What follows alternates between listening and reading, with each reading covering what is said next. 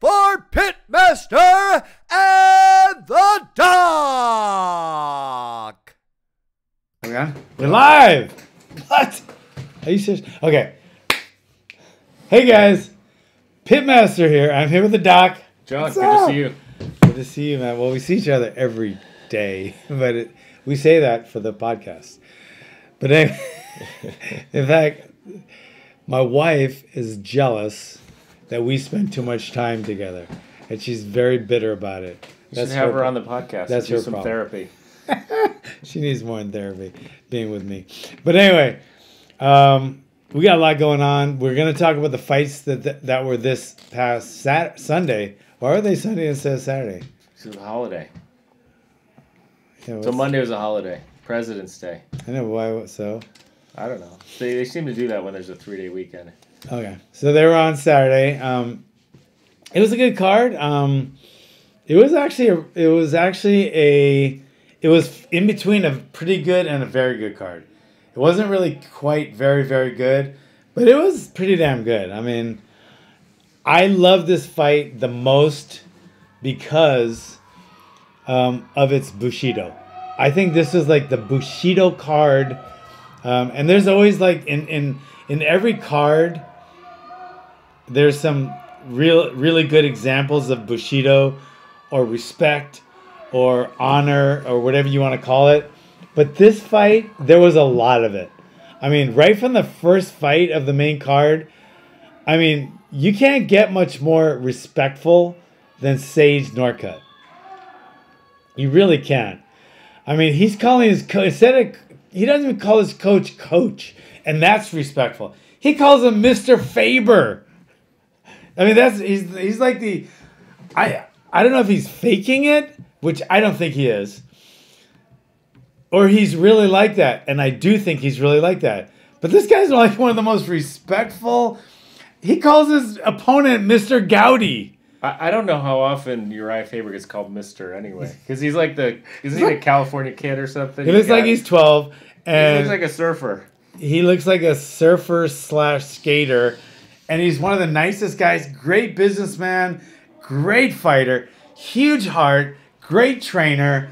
I mean, this entrepreneurial guy went from riding a skateboard somewhere to winning MMA titles to becoming a MMA legend to opening up a huge, successful, very successful martial arts and fitness gym. And now he's training some of the best fighters in the world. This guy, Uriah Faber, Mr. Faber, is an unbelievable guy. And he's never done anything but been respectful. I think he's had a couple of little run-ins with some of his opponents. I can't even think of one right now.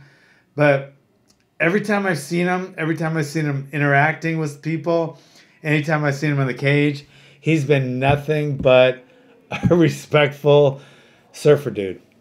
The crowd loved him too. The crowd loves him. Every time they showed him, the crowd went nuts when they put him on the camera. He's a legend. And I mean that California what was his song? For who? His song, his intro song. I don't remember what he came out. It was the one by Shaggy Dog or something. Shag Dog? Snoop Dogg. California something. But anyway, that was his song. And he came in every single fight with it. And it was like, it was I love Uriah Faber. But he's training Sage Northcutt now. Sage Northcutt went for like 3 or 4 takedowns in this fight. So he's from Texas, right? But he's not living there anymore. No, I think he gets around a lot. He travels around training, but I think now he's finding a home with the Alpha Males, which is a super good camp, especially if you're a little smaller. They don't have bigger guys, but I mean, Sage Northcutt is going to be rounded out now. He was a great kickboxer, great stand-up karate guy, good movement. But now he's getting the wrestling down. So he's gonna be I think he's gonna become a lot better of a fighter, exponentially better training with Alpha Male. I think it's a fantastic move for him, and I'm really excited to see him go all the way. This guy he seems to be a genuinely just a great guy. I mean, I don't know if it's just a facade. I don't think it is. And if it isn't, he's he's just a trip. He's really a trip. He's like all Joe Rogan, Mr. Rogan. Everything's Mr. And I think he's just that respectful of a guy. So great way to start off the Bushido card. So that one went to a decision. Yeah. And it was a back and forth fight, but I think Goody got Sage down a few times, but really didn't turn it into anything. No. That was kind of my takeaway is he was able to take him down a few times, but didn't do anything once he took him down, and then Sage would get back up. Yeah, and I think even more than that surprised me. I think Goody was landing the harder punches. So it looked like he might have hurt him once or twice, which says a lot for him. But to me, it says even more for Sage that he knows he has a chin, and he can fight hurt. Fighting hurt is a whole... it's a whole skill. It's not really a skill. It's something you have or you don't. A skill. Well, he showed hard. Wasn't he stuck in a guillotine there? And he didn't tap. He's shown hard before, but when you get rocked, being able to fight out of that's a whole skill set that you're either going to have or you're not. And a couple things help that. Hard training helps that, and definitely unbelievable cardio. People respond or they come back, recover from getting rocked a lot better if you're physically fit. That means if your cardio is really good, for some reason your muscle memory works better or whatever, and you recover better. So he recovered from a couple of hard shots. I don't think Goody got hit hard, but he got hit a lot more. So it definitely was a good decision. I think Sage won, but it looked like Norcutt was the harder hitter. So Sage, I think, needs to work on the timing a little more. Sometimes he spends a little too much time in the pocket with his chin up like karate style, and that's when he was getting tagged. So I think he needs to work on that a little bit more, and a little bit more hitting and running, kind of like Wonderboy Thompson does. Well, one thing Sage does is his combos are so fast. Like, especially in the first couple rounds, the combos he would throw are super fast. He definitely has a lot of speed. He has a lot of speed, but he doesn't throw enough combos. He's too much of a one-punch guy, like a karate guy, like, wada! You know, he's trying to score that one. Wow! He's trying to score one at a time, even with some of his power punches, where he needs to just let him flow, because he has unbelievable speed. So, what else we got? So that was their fight. That was their fight. Who was announcing? You know that guy? No, but he's a damn... the new guy. He's a well, I think he's been around a while. I've seen him before. He was from... I think his name is Smith. No, the announcer guy. Martinez. The Joe Martinez. Not the... Yeah, the Bruce Buffer was in there. Oh, Bruce... Yeah, oh my God, he's really good, yeah. I've seen him here in California. I've seen him before, but not very often. It must be when I see him a lot. Bruce Buffer can't show up to I UFC. see him a lot, but not at the UFC. Yeah. Yeah, he does a lot of different shows. He is really talented. He's really good. Like Bruce Buffer, to me, hands down is the best. And there's like 2 or 3 guys that are really good. I mean, it's hard to make it because Bruce is there, but they'll fill in for Bruce and stuff, and then when Bruce retires, the other guys will step up. Just like Jimmy Lennon was there, then Jimmy Lennon's son stepped up. And then for boxing. And then came Bruce Buffer's brother, Michael Buffer. But yeah, that guy was a good announcer. And the commentator was really good too, Smith. Oh, Smith, yeah. He had done it last week or something also. Yeah, he's really good. He's really good. Someone made a comment to him, though. Where did he come from, Bellator?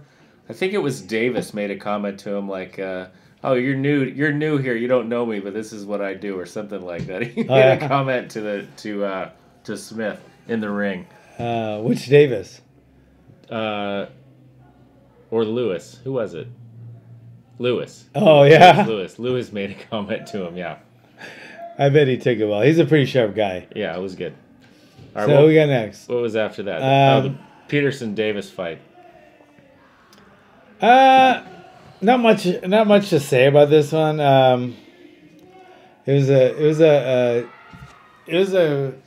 Not really a close decision, I don't think. Was it 28-29 or? I don't remember what it was. It was Davis all the way. Davis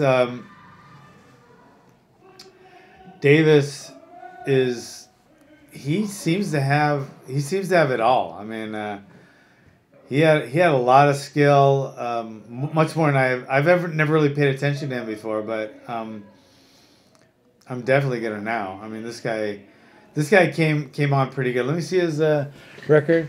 Yeah, he looked good in the ring. His head movement, Peterson was good. Peterson was good, but this was a pretty one-sided fight. It's 9-3. Yeah. He trains with Alan Belcher, and so they're down south. I think Alan's out of Mississippi, but they travel around down south. But now Alan Belcher's going to have a bunch of good fighters. I mean, he seems to be everywhere. Alan Belcher is a really good entrepreneur. He has his own management company where he consults other gyms on being successful. He's really good at it. A fighter, trainer, and now he has a gym, and now he's training guys like Brendan Davis. Brendan Davis is going to go somewhere. I mean, you can tell. They have that look, and they're just like a step above their opponents. He's going to go somewhere, but it's impressive that, to me, as impressed as I was with him, I'm even more impressed with just how Belcher is just all over the place. Just he has his hand in so many things, and he's doing them all well. I bet you he's traveling nonstop on the phone, 24/7 on the computer. He's a busy son of a gun. But that was a good fight. It was pretty good. Yeah. I think Peterson took some pretty hard hits and kept going. Yeah. They're both. It went to the end. It went to a decision. Yeah. So that was a good one. Yeah, that was a decent fight. The next one was Alves and Melander, 6'3". Melander. I guess he got performance of the night out of that fight. Yeah. This is the perfect example of distance, and Alves could not solve the distance riddle. I gotta say, I worked a little with Alves for a few fights, including George St. Pierre, and I just don't like his leg kicking choices. I think certain fights, they're just not going to be effective, and even worse than not effective, they're going to put him in a vulnerable position. Like against St. Pierre, it got him taken down, 9-10 times or something, and against Curtis, the Courteous, it got him hit.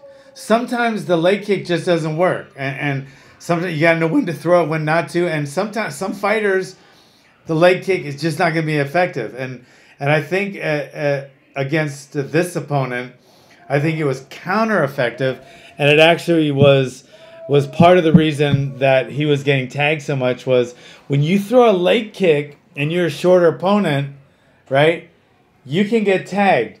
And one of the guys, Pedro Rizzo, he fought one of my guys, Gan McGee. Gan McGee is 6'11", and Pedro Rizzo wants to throw leg kick. So I told Gan McGee, we trained for that whole fight where his leg was sticking out, so he wasn't going to get kicked as hard, and just timing that right hand every time Pedro threw his right leg kick. You never want to trade a leg kick for a straight right hand. You're never going to win that one. And Gan ended up stopping Pedro with a right hand off of the leg kick. So you can time that leg kick, and you don't even have to be the taller opponent. There's guys like Mighty Mo would time guys' leg kicks and catch them with an overhand right. You are open for a power shot when you throw a leg kick, unless you're Barbosa or Jose Aldo. Those are the only guys that nobody will be able to time their leg kicks. Everybody else in the world, do not throw a leg kick if it means you're going to get hit with a right hand. A leg kick might hurt. A right hand to the chin probably will knock you out. So bad trade-off. That's what happened to Alves. But like you said, which I didn't really notice as much, but we went back and watched this fight again. Curtis is a very, very respectful guy. He calls himself Courteous Curtis for a reason. And you were right. He could have hurt. And when I say you, I was talking to the doc. It's like this. You're right. He could have hurt Alves more than he did. And he is a very courteous guy. And he knocked him down a couple times where he could have taken, hit him. That's not a foul. But he's a courteous guy and a super, super successful guy. But Thiago Alves could not get inside of his reach effectively. And like Mike Tyson always could, and some fighters, Mighty Mouse, some fighters are really good at getting inside of taller opponents. Alves just wasn't able to. Yeah, I think with the taller opponents controlling the distance, if you watch the whole fight, he pretty much was, and it just never let him get in there where he needed to be. That's when Curtis knocked him down the first time, I think he thought he won. He put his hands up and he kind of celebrated. And then the ref didn't stop it, so then he went back after him. Yeah. And then it happened again in the end of the fight. I think at the KO, he knocked him down again and didn't follow it in. The ref was there, but he knocked him out. And he said after the fight, I didn't want to hurt him permanently, which is that's a respectful way to fight. These guys are martial artists, and they're not just seeing a knocked out opponent and hitting him anyway is something you definitely see a lot in the UFC. I hate to see that. You hate to see it, and I want to call people on it, but to be perfectly honest, a lot of times the adrenaline takes over and people don't even realize it, and they're in that mode, and they're told to do that by, the pre-fight meetings in training. All the referee tells you that in the pre-fight when he comes and talks to all the fighters. But with that said, a lot of people, it's in a mode. Most people don't do that intentionally to try to get a cheap shot in. Most people don't.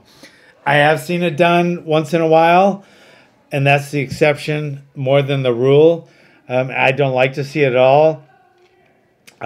Most fighters, want to finish the guy, because if they don't, and they don't get that last shot in, and they just back up, and then the guy wakes up and stands back up, and now he knocks you out. So it's a slippery slope. So if you don't do it, you might get knocked out if the guy wakes up and comes to. But nobody likes to see it. It's like I cringe when the guy's like, "Oh, stop it." Well, I think Courteous deserves his nickname, but yeah, I don't know who gave it to him. He was courteous. And I think he's more than courteous. I think he's gonna be. I think he's going to go somewhere. I think he's going to go somewhere far. He looked good. 170. He looked good. That was a good fight. He was. And he got performance of the night. I think he deserved it. I don't think it was a good fight. It was a one-sided fight. Well, he was a good. Yeah. He was good. He showed that he's going to go somewhere. Okay, now this guy, how old is he? I don't know. He's like 60. Francisco I think he's 38 or so. He's like 88. He looks so old. But let me just say, he looks so old, but he's fucking good. I mean, this guy, he fought James Vick, who is like on a roll. James Vick is another 6'3" guy. Yeah. But he's one way. They're featherweights or something. He's 155. Yeah. Yeah. And what, 6'3"? Yeah. He's a freak. How do you weigh that at 6'3"? But Francisco. Yeah, was much more able to close the gap and to get his distance, right? Nullify James Vick's distance. He was able to do that much better than Thiago Alves was against Curtis. He was able to land some good shots. But James Vick has a great chin, and he has a great sidekick. That sidekick was phenomenal. I think that's how he kept him away. His sidekick was beautiful. That was a beautiful sidekick. I thought it was like one of the main tools in his arsenal. It was a good fight. It was a lot closer. than the previous fight, but he was definitely the clear-cut winner. I mean, James Vick had him at just about every aspect of the fight, but my thing is Francisco was able to nullify James Vick's reach a few times, which said a lot for him because James Vick is not only tall and has a long reach, he's fucking good as shit. I mean, James Vick is good. James Vick is climbing that ladder. I don't know what he's rated right now, but whatever he's rated right now, he's going to be rated probably like in the top 3 in no time. So that's what I think about that. So next fight was Derek Lewis and Tybura. Tybura is from, was he a French fighter? Where's this guy from? Or from Poland? Oh, he's from Poland. He's from Poland. Okay, so that was a good fight. He would have won that fight if he didn't get knocked out in the third round. The third round, right? I think it was the third round. Yeah, it was the third. Yeah, he was winning that fight. He would have won. But somehow during a scramble, he got caught, and not by luck. He got caught because Derek Lewis is really good and really tough, and he hits really hard. Derek Lewis was getting beaten by superior wrestling and grappling. But in the third round, during a scramble, he was able to tag Tybura and knock him out. And Tybura had a good game plan. He did not want to stand up with him. He wanted to be on the ground, which is what he needed to do. And he did get it. And he almost did it. But at the very end of the fight, he got knocked out. Yeah, there was like... There's a couple minutes left or something. Yeah.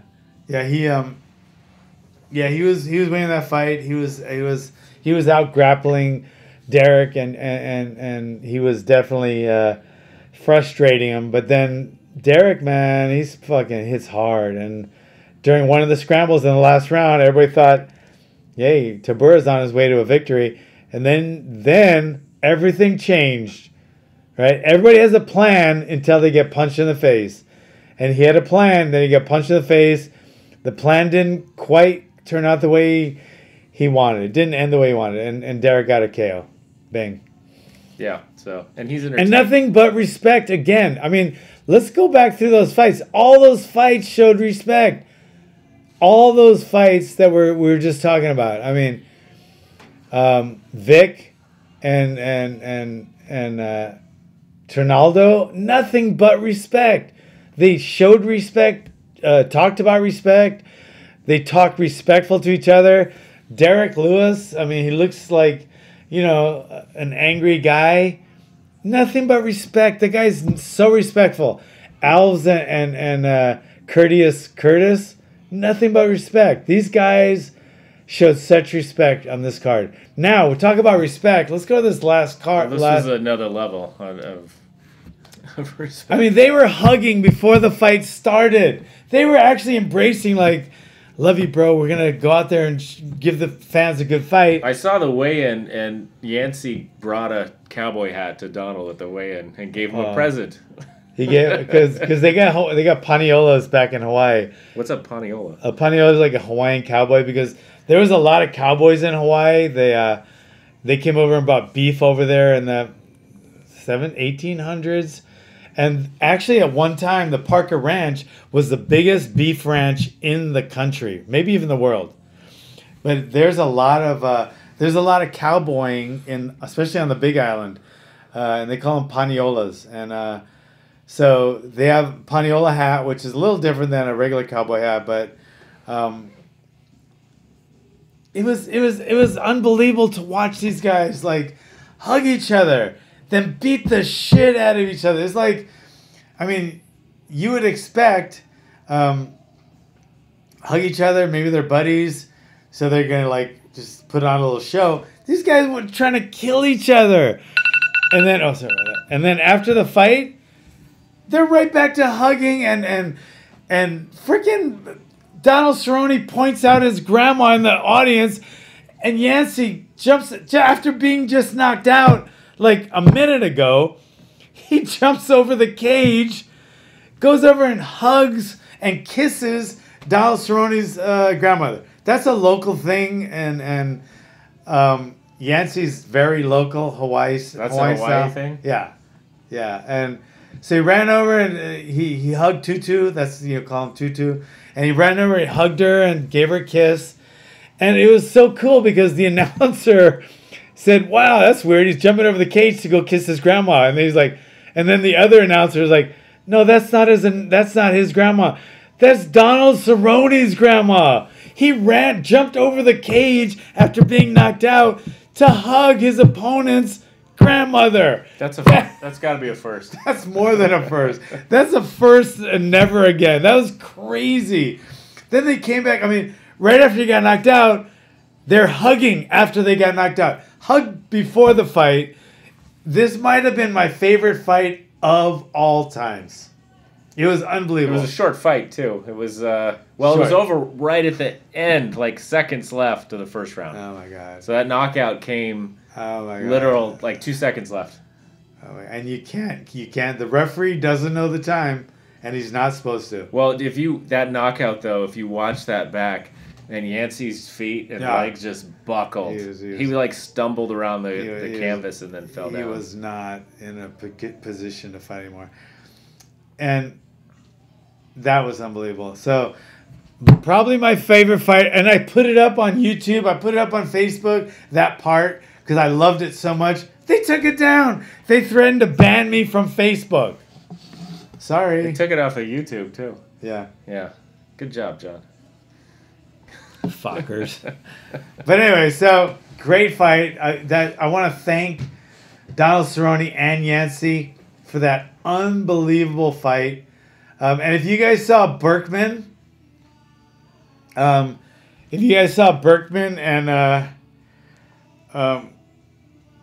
Marone. Is that a pre-fight? Morono. His name is Morono. I'm finding the picture of it right now. The picture of Morono and it was a similar thing. Morono knocked him out, right?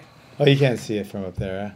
Anyway, Morono knocked him out, and then right away, he choked him out, actually. He dropped him, and then he just got done knocking him out, or choking him out. This guy helps him up, and then they hugged and talked respectfully to each other after one guy just knocked the other guy and then choked him out. And Josh Berkman is such an old-time warrior.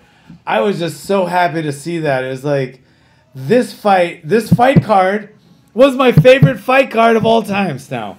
If I take the Josh Berkman fight in consideration with Alex Morono, who's a badass, by the way, and then all the other fights, just the respect. I didn't even see all the prelims yet. I'm going to go back and watch the prelims. I bet all of them had mad respect too. I think all the Texans won too in the prelims. This was unbelievable. This was my favorite card ever. It was the Bushido card. I'm always going to remember it as the Bushido card. And I want to thank Yancey. I want to thank Cowboy Cerrone. I want to thank Josh. I want to thank Alex. I want to thank Courteous Curtis. I want to thank all you guys for showing the world how respectful martial artists are.